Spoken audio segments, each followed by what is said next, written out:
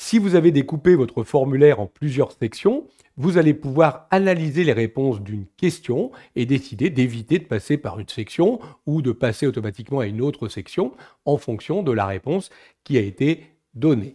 Par exemple, la première question ici permet de connaître la fréquence d'accès à la plateforme de formation. Et il y a une réponse qui est jamais. Évidemment, on pourrait se dire que si on n'utilise jamais cette plateforme, on n'a peut-être pas besoin de répondre aux autres questions. Donc regardez, je vais venir me placer sur ce petit bouton et je vais utiliser accéder à une section en fonction de la réponse. Et là, on voit bien que pour l'ensemble des réponses, on va passer à la section suivante, mais pour la réponse jamais, je vais décider d'aller directement envoyer le formulaire. Donc je vais envoyer le formulaire sans passer par les autres questions. Je vais un petit peu plus loin. À la fin de la première section, regardez ici, souhaitez-vous donner votre avis sur la plateforme de formation?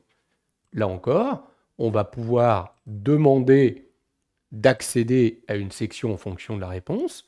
Si c'est oui, alors on passera à la section suivante, qui est justement la section qui permet d'évaluer la plateforme. Si c'est non, là encore, on enverra automatiquement le formulaire.